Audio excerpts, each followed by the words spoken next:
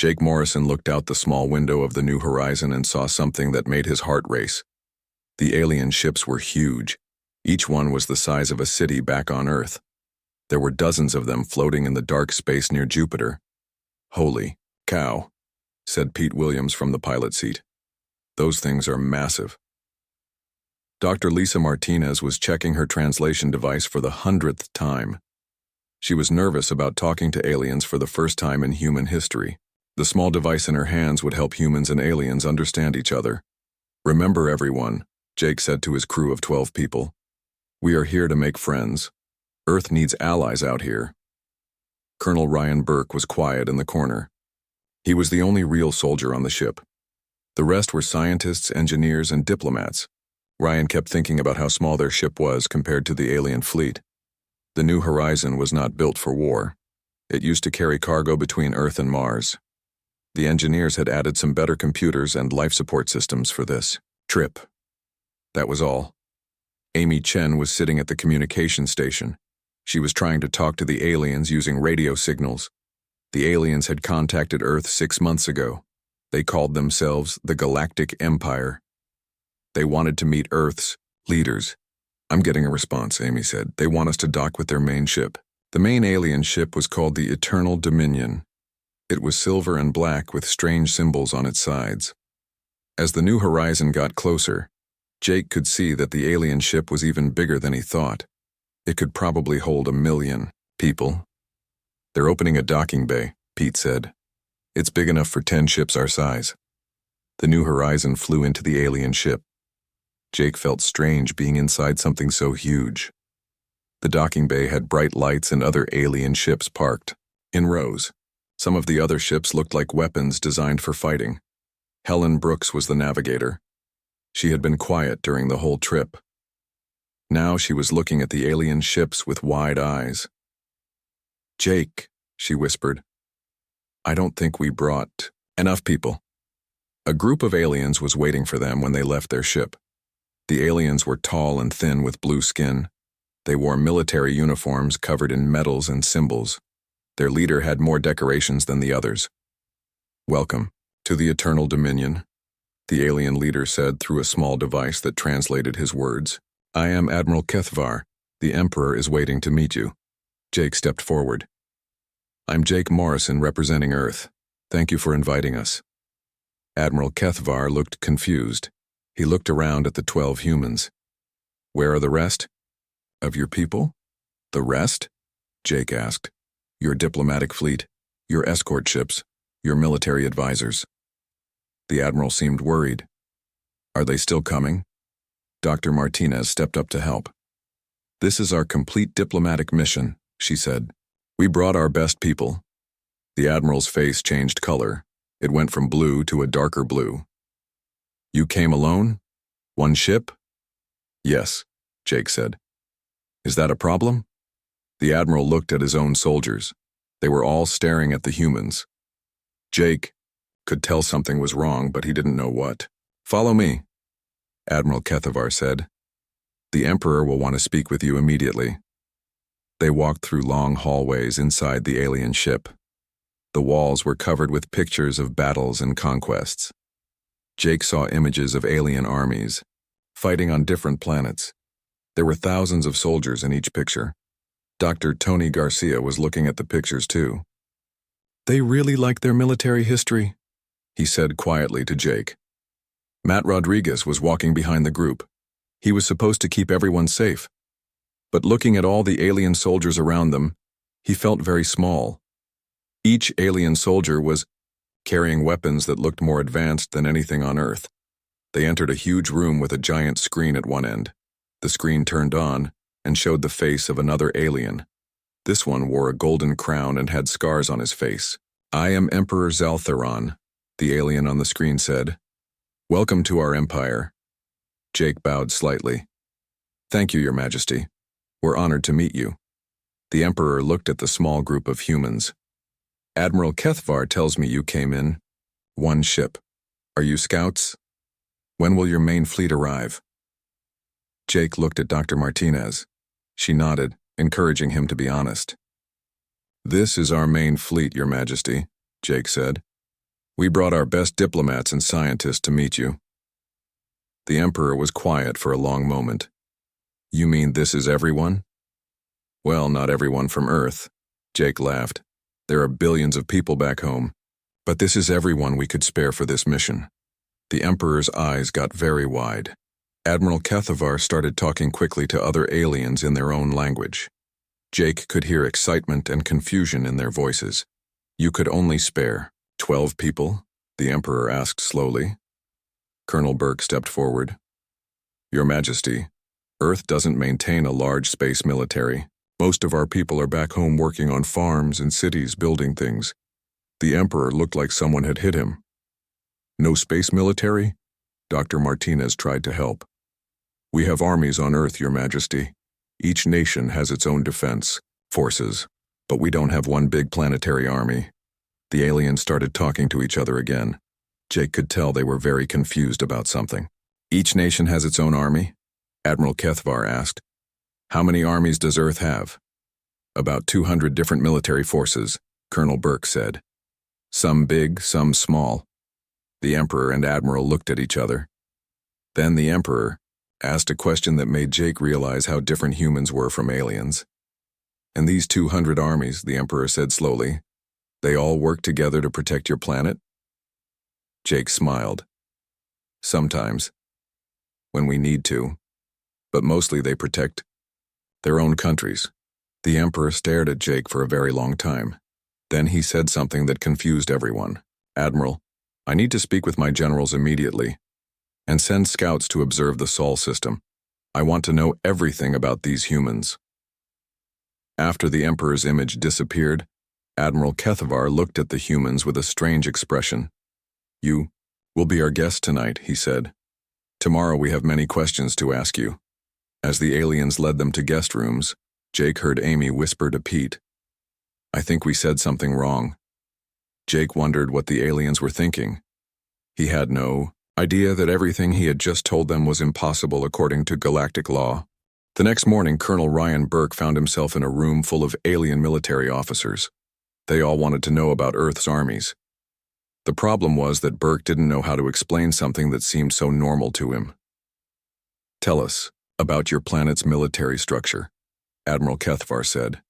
He had maps and charts spread out on a big table. Burke looked at the maps. They showed different star systems with arrows pointing between planets. Each arrow was labeled with numbers that looked like army sizes.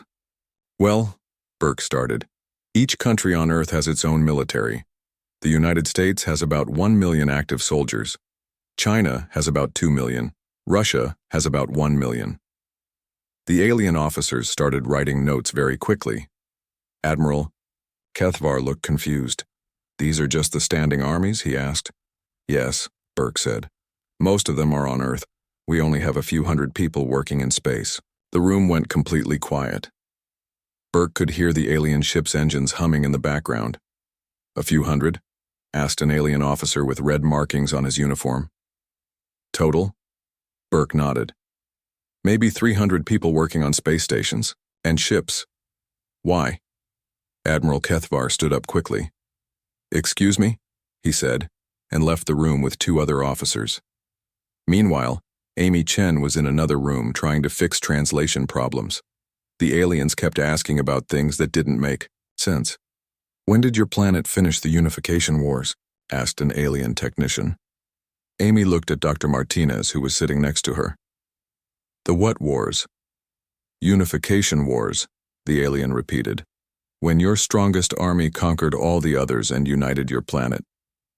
Dr. Martinez and Amy looked at each other.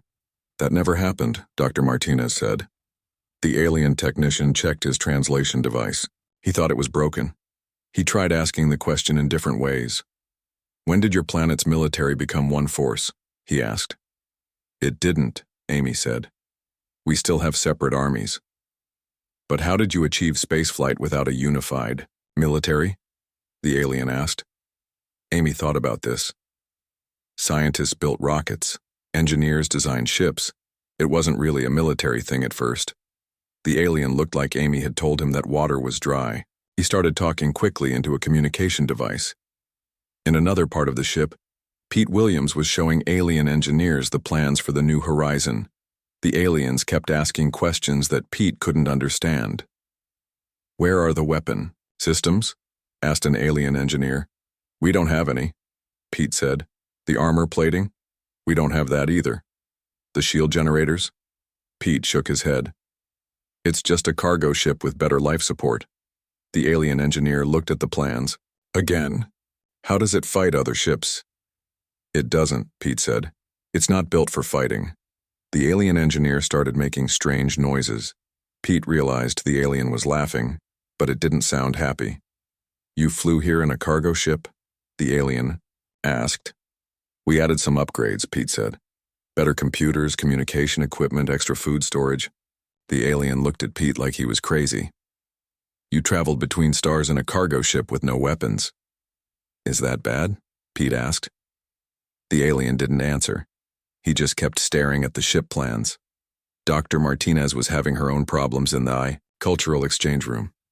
The aliens wanted to understand human civilization, but everything she told them seemed wrong to them.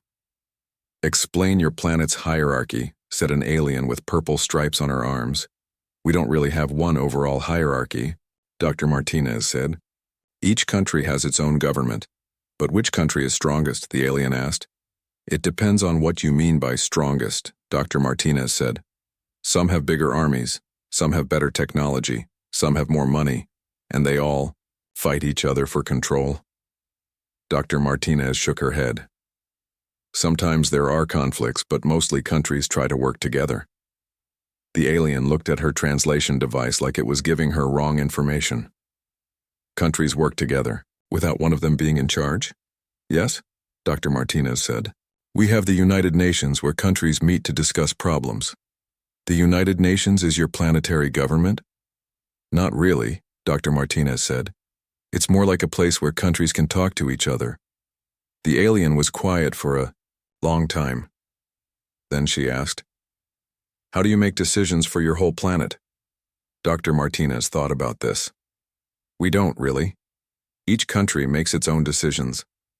The alien stood up suddenly and walked out of the room. Back in the military briefing room, Admiral Kethavar had returned with more officers. They all looked very serious. "Colonel Burke," the admiral said, "we need to understand something. Your planet has over 200 separate military forces." "Something like that," Burke said. "And they don't fight each other?" Burke laughed. "Well, sometimes there are wars, but not very often anymore. Most countries prefer to trade and cooperate." "Trade instead of conquest?" asked an officer. "Yes," Burke said. "It's usually better for everyone." The alien officers started talking to each other in their own language. Burke could tell they were very excited about something. Admiral Kethvar turned back to Burke. "These separate armies, how do they coordinate when your planet is threatened?" Burke thought about this. "I guess they would work together, like during World War II. Many countries allied against common enemies." "World War II?" the admiral asked. "A big war we had about 80 years ago," Burke explained. 80 years ago?" The admiral looked shocked. "Your last planetary war was 80 years ago?" "Our last really big war," Burke said. "There have been smaller conflicts since then." The admiral was writing notes very quickly. "And since then, your armies have not tried to conquer each other?" "Not really," Burke said. "Most countries are more interested in making money and improving life for their people." The admiral stopped writing. He looked at Burke like Burke had just said something impossible. "Colonel Burke," the admiral said slowly, "in our experience, military forces exist to conquer. If your armies are not conquering, what do? Burke thought about how to explain this. "They protect their countries, help during disasters, keep the peace." "Keep the peace?" the admiral repeated. "Yes," Burke said. "Make sure people are safe and follow laws." The admiral was quiet for a very long time. Then he said something that worried Burke. "I need to report this to the Emperor immediately." As the admiral left the room again, Burke realized that somehow everything normal about Earth was shocking to these aliens. He wondered what they expected to find when they came to meet humans. Emperor Zaltharon could not sleep. He kept thinking about what the humans had told his officers. Everything about these creatures was wrong according to everything he knew about civilization. The Emperor had conquered his first planet when he was 19 years old. By age 25, he controlled 17 star systems. This was normal. This was how intelligent species developed. But humans were different. They had somehow reached the stars without conquering their own planet first. It was impossible, but they were here. "Bring me the human leader," the Emperor told his guards. "I must speak with him alone." 20 minutes later, Jake Morrison stood in the Emperor's private chamber. The room was huge and filled with weapons from different worlds. Battle flags hung from the ceiling. Pictures of famous conquests covered the walls. "Sit," the Emperor said, pointing to a chair. Jake sat down and looked around the room. Everything was about war and victory. There were no pictures of peaceful things like art or science. "Tell me about your planet," the Emperor said. "Tell me how humans really developed." Jake wasn't sure what the Emperor wanted to hear. "We started as simple animals, like all species, I guess. Over thousands of years, we learned to use tools, build cities, grow food. And then you unified your planet through conquest," the Emperor said. "No," Jake said. "We never unified the planet. Countries developed separately. Some countries got bigger by conquering others, but nobody ever took over everything." The Emperor leaned forward. "But how did you develop space travel without unified command?" Jake thought about this. Scientists in different countries worked on it. They shared information. Sometimes they competed with each other to see who could do it first. They shared information? The Emperor looked confused. "With rival nations?" "Sometimes," Jake said. "Especially for big projects like going to the moon. Many countries worked together." The Emperor stood up and walked to a window that showed the stars. "In my species, we had constant war for thousands of years. The strongest clan eventually conquered all others. Only then could we focus on reaching space." "That sounds very difficult," Jake said. "It was necessary," the Emperor said. "How can a species build starships if they are wasting resources fighting each other?" Jake shrugged. "We built starships while still having different countries. It just took longer, I suppose." The Emperor turned around quickly. "Longer? How long? Did it take your species to reach space?" "About 10,000 years from when we started building cities to when we first left Earth," Jake said. The Emperor stared at Jake. 10,000 years? Give or take," Jake said. "Why?" "My species unified. Our planet in 500 years. We reached space 200 years later." The Emperor sat down again. "You took 10,000 years because you never stopped fighting long enough to focus." "Actually," Jake said, "we made our biggest technological advances during peaceful times. Wars usually slowed down progress." The Emperor looked like Jake had just told him that fire was cold. "Wars slow down progress?" "Well, yes," Jake said. "When countries fight, they spend money on weapons instead of research. Scientists get killed. Resources get destroyed." The Emperor was quiet for a long time. Then he asked, "If wars slow down progress, why did you have them?" Jake thought about this. Different reasons. Sometimes for resources. Sometimes because leaders disagreed about things. Sometimes because people were afraid of each other. But if your leaders knew wars slowed progress, why didn't they stop? "It's complicated," Jake said. "People don't always do the smart thing. And stopping wars is hard when everyone is afraid." The Emperor walked to another window. "My species had wars because the strong must rule the weak. This is the natural law of intelligence." "Maybe for your species," Jake said. "But humans learned that cooperation often works better than conquest." "Cooperation?" The Emperor repeated the word like it tasted strange. "You mean working together without forcing obedience?" "Yes," Jake said. "When people choose to work together, they usually do better work than when they're forced." The Emperor sat down again and looked directly at Jake.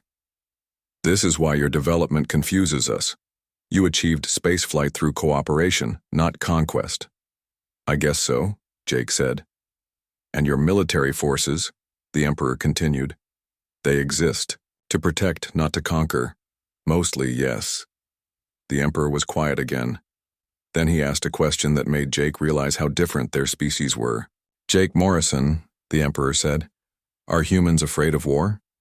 Jake thought about this carefully. Most humans don't like war. We try to avoid it when possible. Why? Because people die, cities get destroyed, families get separated. It's painful and expensive. But it makes the species stronger, the Emperor said. The weak are eliminated. The strong survive. Maybe, Jake said. But humans found that keeping everyone alive and healthy makes the whole species stronger. The Emperor stood up and began walking around the room. You keep the weak alive. We try to help everyone reach their potential, Jake said. Someone who seems weak in one area might be strong in another. Even if they cannot fight? Especially if they cannot fight, Jake said. Our best scientists and artists are usually not good fighters. The Emperor stopped walking. You value non-fighters? Of course, Jake said. Fighters protect us, but scientists and artists make life better. The Emperor sat down and put his head in his hands. This explains everything. Explains. What? Jake asked. Why your technology is so advanced, the Emperor said. Why your ship is built for exploration instead of war. Why you came here with only 12 people. Jake waited for the Emperor to continue. You developed differently than every other species in the galaxy, the Emperor said. While we were learning to conquer, you were learning to cooperate. Is that bad? Jake asked. The Emperor looked up at Jake. I'm not sure. Every species we know unified through conquest. It's the only way we know how to build civilization. But it worked for you, Jake said. You have a huge empire. Yes, the Emperor said. But it took us 2,000 years to conquer our first solar system. You explored yours in 200 years. Jake was starting to understand. You think our way might be better? The Emperor stood up again. I think your way might be impossible for us. We only know how to rule through strength. Maybe you could learn, Jake suggested. The Emperor laughed, but it was not a happy sound. My empire controls 1,000 worlds. Each one was conquered in battle. If I tell my people that cooperation is better than conquest, they will think I'm weak. What will you do? Jake asked. The Emperor looked out at the stars again. I need to see your planet for myself. I need to understand how this cooperation works. Jake smiled. I think Earth would welcome a visit from you. The Emperor turned around with a strange expression. Would you welcome a visit from someone who has conquered 1,000 worlds? If you come in peace, Jake said, then yes. The Emperor stared at Jake for a long moment. Then he said something that surprised Jake. You're not afraid of me. Should I be? Jake asked. Every other species is afraid of me, the Emperor said. That's how I rule. Jake thought about this. Maybe fear isn't the only way to lead people. The Emperor was quiet for a very long time. Finally, he said, Jake Morrison, your species has given me much to think about. As Jake left the Emperor's chamber, he wondered what would happen when the Emperor saw Earth for himself. 3 weeks later, Emperor Zaltharon arrived at Earth with a fleet of 50 ships. He brought scientists, military analysts, and cultural experts. They all wanted to understand how humans had built their civilization. The Emperor's flagship stopped near the International Space Station. The Emperor stared at the small structure floating in Earth's orbit. That's their main space fortress? Asked General Mortak, the Emperor's chief military advisor. Captain Steve Johnson was aboard the flagship as Earth's new liaison officer. He had volunteered to help the aliens understand humanity. It's not a fortress, Steve said. It's a research station. Scientists from different countries work there together. General Mortak looked confused. Scientists from rival nations work in the same facility? They're not rivals, Steve explained. They're partners. They share the cost and the research. The Emperor was listening to this conversation. Show me this space station, he said. Steve contacted the space station and arranged a visit. When they docked, the Emperor met Commander Patricia Wells, who was in charge of the station. "Welcome to the ISS," Patricia said. "We're honored to have you visit." The Emperor looked around the station. It was much smaller than he expected. There were only 6 people working there. The equipment looked advanced but peaceful. "What is the purpose of this station?" the Emperor asked. "We study Earth from space," Patricia explained. "We also do experiments that work better in zero gravity." "What kind of experiments?" "Medical research, materials science, astronomy," Patricia said. "We're trying to learn how to grow better food and cure diseases." The Emperor was quiet. On Hawaii, every other planet he had visited, space stations were built for military purposes.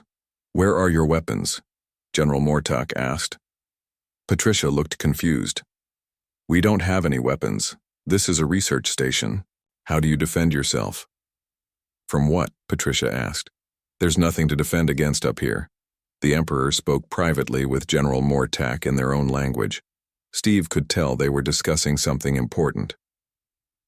"Captain Johnson," the Emperor said, "we would like to visit your planet's surface." Steve smiled.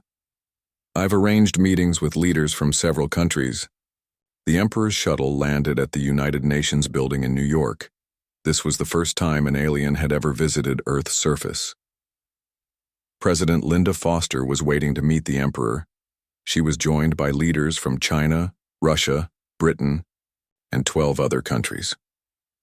The Emperor looked at all the different humans in the room. They were wearing different styles of clothing and spoke different languages. "You are all leaders of your tribes?" the Emperor asked through his translator. "Countries," President Foster corrected gently. "We represent different nations." "And you meet here to plan conquest?" the Emperor asked. The human leaders looked at each other. General Chris Thompson stepped forward to answer. "We meet here to solve problems peacefully," he said, "to discuss trade, environmental issues, and international law." "International law?" the Emperor repeated. "Rules that all countries agree to follow," President Foster explained. "Like not attacking each other without good reason." The Emperor looked around the room again. "You have laws that prevent conquest?" "We have laws that encourage cooperation," said the Chinese representative, Dr. Wang Li. The Emperor sat down slowly. This was getting more confusing every minute. "Explain. Cooperation," the Emperor said. President Foster thought about how to explain this. "When countries work together, everyone benefits. Trade makes us richer. Sharing technology helps us solve problems faster." "But what if one country becomes stronger than the others?" the Emperor asked. "Then they can help protect weaker countries," said the British representative Prime Minister Sarah Clarke. "Protect them from what?" "Natural disasters, economic problems, diseases," General Thompson said. The Emperor looked at General Thompson. "You are a military leader?" "Yes, Your Majesty." "And your job is to protect weak countries?" General Thompson nodded. "Sometimes, when our allies need help." "Allies? Countries that are our friends?" General Thompson explained. The Emperor was quiet for a long time. Then he asked a question that made everyone in the room uncomfortable. "What happens if a strong country wants to conquer a weak country?" The room was silent. President Foster finally answered. "We try to stop them through diplomacy first. Economic pressure. If that doesn't work, sometimes military action is necessary." "So you do fight wars?" the Emperor said. "Sometimes, General," Thompson admitted. "But we prefer not to." The Emperor stood up and walked to the window. He could see the city of New York below. Millions of people were going about their daily lives. "How many of those people are soldiers?" the Emperor asked. "Very few," President Foster said. "Most people are workers, students, families. What do the workers do?" "Everything," Dr. Wang Li said. "They build things, grow food, teach children, heal the sick, create art." "Create art?" the Emperor asked. "Music, paintings, stories," President Foster said. "Things that make life beautiful." The Emperor turned around. Your people create beauty instead of preparing for war? Most of them, yes, President Foster said. The Emperor sat down again. He looked tired.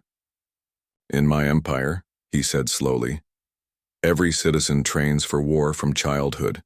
Everyone is ready to fight for the empire. That sounds exhausting, said Prime Minister Clark. The Emperor looked at her strangely. Exhausting? Always being ready to fight, she explained. When do your people have time to enjoy life? The Emperor didn't answer right away. They enjoy victory, he finally said. What about between victories? President Foster asked. They prepare for the next war. General Thompson leaned forward. Your Majesty, may I ask you something? The Emperor nodded. Are your people happy? The Emperor stared at General Thompson. Happy? Content. Satisfied with their lives. The Emperor thought about this for a long time. They are proud to serve the Empire. But are they happy? General Thompson asked again. The Emperor didn't answer. Dr. Wang Li spoke up. Your Majesty, would you like to see how our people live when they're not working? The Emperor nodded. They took the Emperor to Central Park. Families were having picnics. Children were playing games. Artists were painting pictures. Musicians were playing songs. The Emperor watched a group of children playing together. They were from different countries, speaking different languages, but having fun together. They are not afraid of each other, the Emperor said. Why would they be afraid? President Foster asked. They are from different tribes, the Emperor said. Different countries, President Foster corrected. But they're all human. The Emperor watched the children for a long time. Then he said something that shocked everyone. My people have forgotten how to play. That evening, the Emperor had a private meeting with Jake Morrison and Captain Johnson. I need to understand something, the Emperor said. How did you learn to cooperate instead of conquer? Jake thought about this. I think we learned that everyone has something valuable to offer. Even our enemies sometimes have good ideas. You learn from your enemies? Sometimes, Captain Johnson said. After war's end, former enemies often become friends. The Emperor shook his head. This is not possible. It happened many times in our history, Jake said. Countries that fought each other now work together. The Emperor was quiet for a very long time. Finally, he said something that worried Jake. If what you say is true, then everything I know about civilization is wrong. Emperor Zaltharan sat alone in his chamber aboard the flagship. For 3 days he had been learning about human civilization. Everything he discovered made him question his entire understanding of intelligence and progress. Admiral Kethvar entered the chamber looking worried. Your Majesty, the Council is asking when we will begin integration procedures. The Emperor looked up at his oldest friend and most trusted advisor. Integration procedures? Standard protocol, Your Majesty.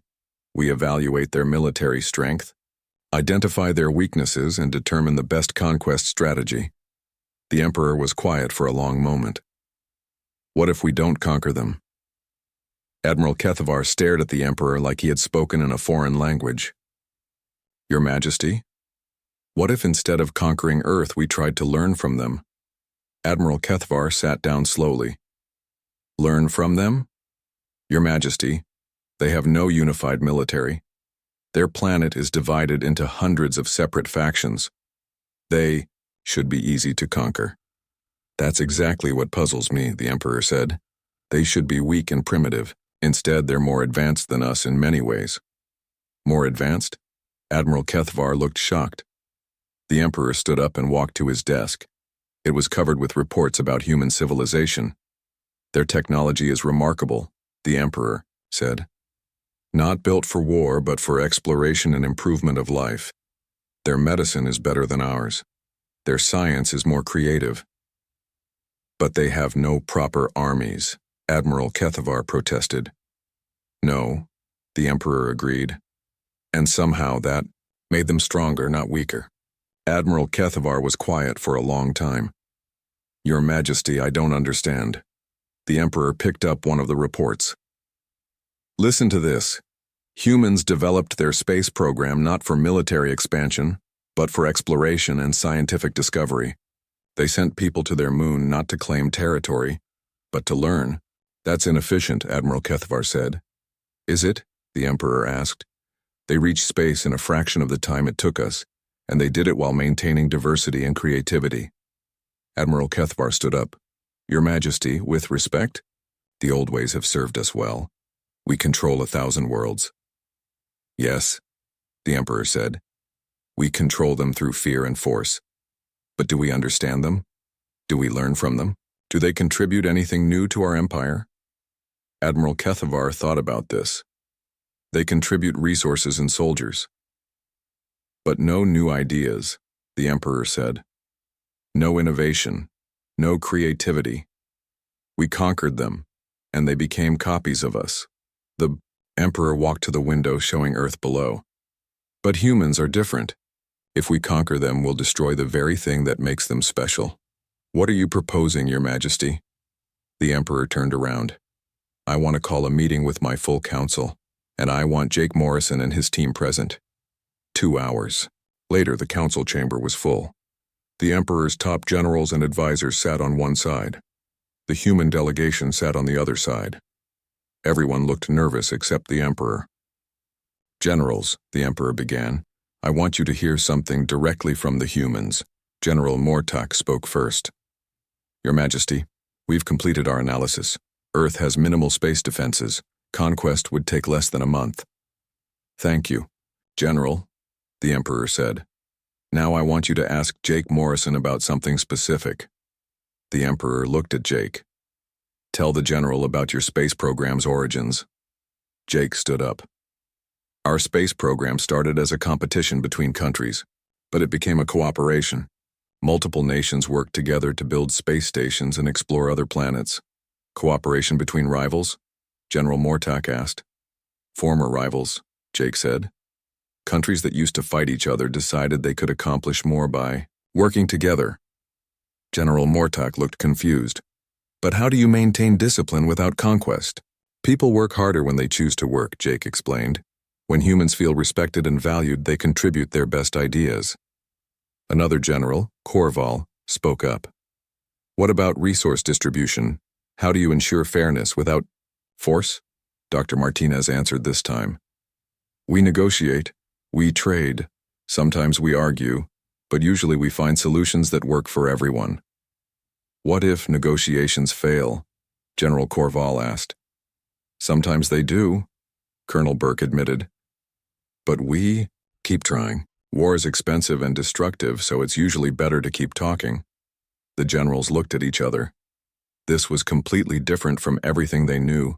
Emperor Zaltharon stood up. Generals, I want you to consider something. Every species we've encountered developed the same way we did, through conquest and unification. But humans developed differently. Yes, Your Majesty, Admiral Kethvar said. They developed inefficiently. Did they? The Emperor asked. They achieved spaceflight faster than we did. Their technology is more advanced in many areas. Their people seem happier and more creative. General, Mortuk frowned. Happiness is not important for military strength, isn't it? The Emperor asked. Happy people are more motivated. Creative people solve problems better. Cooperative people share knowledge faster. The Emperor walked around the table. For 2,000 years, we've been conquering worlds and making them copies of our own. We're strong, but we're not growing. We're not learning anything new. Your Majesty, Admiral Kethvar said carefully, are you suggesting we change our fundamental approach to civilization? The Emperor stopped walking. I'm suggesting we have a choice. We can conquer Earth and gain another conquered world, or we can try something different.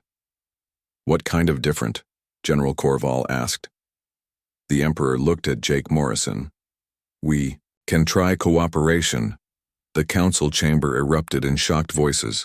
Generals started talking at once, all expressing confusion and concern. Admiral Kethvar raised his hand for silence. Your Majesty, cooperation implies equality. How can we cooperate with beings we're clearly superior to? Jake Morrison stood up. Admiral, may I ask you something? Admiral Kethvar nodded. What do you mean by superior? Jake asked. We have larger armies, more territory, greater military power, Admiral Kethvar said. But we have things you don't have, Jake said. Scientific discoveries you haven't made, artistic traditions you haven't developed, social systems that solve problems differently. Those are not important for Empire, General Mortak said. Maybe not for Empire, Jake agreed. But they might be important for progress. Emperor Zaltharon smiled. Exactly. The Emperor addressed his council. Generals, I'm going to propose something that has never been tried in our history. Instead of conquering Earth, I want to offer them an alliance. An alliance? Admiral Kethvar looked shocked. With unconquered beings. An alliance between equals, the Emperor said. They keep their independence. We share knowledge and resources. Both species benefit. The generals were quiet for a long time. Finally, General Korval spoke. Your Majesty, what if they refuse? What if they see alliance as weakness? Jake Morrison smiled. General, I think I can speak for Earth when I say we'd be honored to ally with your empire. Just like that? Admiral Kethvar asked. No negotiations, no demands? Of course there would be negotiations, Dr. Martinez said, but humans prefer cooperation to conquest. An alliance would be much better than war. Emperor Zaltharon looked around the room at his confused generals and the hopeful humans. Generals, he said finally, I want you to prepare alliance proposals instead of conquest plans. This is my decision as Emperor. Admiral Kethvar stood up slowly. Yes, Your Majesty, but may I ask why you're making this choice? The Emperor thought for a long moment. Then he said something that surprised everyone in the room. Because, Admiral, I just realized that we've been conquering the galaxy, but humans have been exploring it, and I think exploration might be better than conquest. Later, that evening, Jake Morrison found himself alone with the Emperor one last time. Your Majesty, Jake said, are you sure about this alliance? Your people might not understand. The Emperor smiled sadly. My people will think I'm weak at first, but maybe they'll learn what I learned from watching humans. What's that? Jake asked. That strength doesn't always come from conquest, the Emperor said. Sometimes it comes from choosing not to conquer. Jake smiled. I think this alliance is going to change both our species. The Emperor nodded. I hope so, because after seeing what humans accomplished through cooperation, I finally understand something. What? The Emperor looked out at the stars.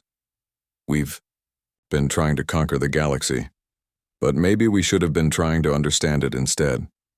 As Jake prepared to return to Earth with news of the historic alliance, he realized that humans had just changed the course of galactic history, simply by being themselves.